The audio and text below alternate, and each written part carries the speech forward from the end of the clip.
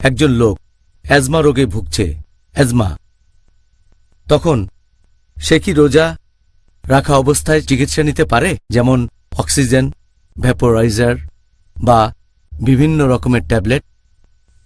যদি কোনো লোক অ্যাজমার জন্য চিকিৎসা নিয়ে থাকে, অ্যাজমা বা হাঁপানির রোগীরা বিভিন্ন রকমের চিকিৎসা নিয়ে থাকে, হতে পারে পাফার, হতে পারে অক্সিজেন অথবা ভ্যাপোরাইজার, এছাড়াও হতে পারে ট্যাবলেট বা ক্যাপসুল। এক কথায়, যদি কেউ পাফার ব্যবহার করে তখন সেখান থেকে গ্যাস চলে যায় ফুসফুসে, ফুসফুসে আকারে বড় হয়। এতে রোজা ভাঙবে না, কারণ এটা তো শুধু গ্যাস ফুসফুসে যাচ্ছে, এটা কোনো খাবার না, আর পাকস্থলী তো যাচ্ছে না, এটা শুধুমাত্র গ্যাস, সেজন্য এতে রোজা ভাঙবে না যদি কেউ পাফার ব্যবহার করে। এরপর যদি অক্সিজেনের কথা বলেন, এটা ফুসফুসের ভেতরে চলে যায় আবার বেরিয়ে আসে, এভাবে ফুসফুসে অক্সিজেন নিলে রোজা ভেঙে যাবে না, রোজা বাতিল হয়ে যাবে না।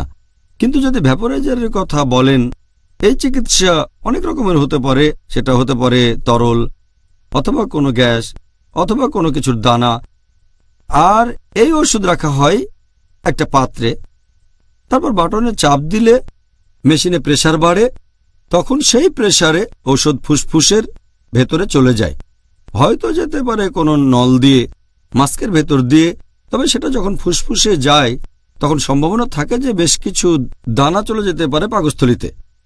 এজন্য বেশিরভাগ বিশেষজ্ঞ বলেন যে অ্যাজমার জন্য ভ্যাপোরাইজার দিয়ে চিকিৎসা নিলে আপনার রোজা ভেঙে যাবে। এরপর যদি ক্যাপসুলের কথা বলতে হয়, এই ক্যাপসুলের ভেতরে ওষুধ থাকে, এতে ওষুধ থাকে পাউডার, উপরে একটা কভার দেওয়া থাকে, ক্যাপসুলটা একটা পাত্রে রাখা হয়, তারপর প্রেসার দেওয়া হয়, তখন ওষুধটা বেরিয়ে আসে।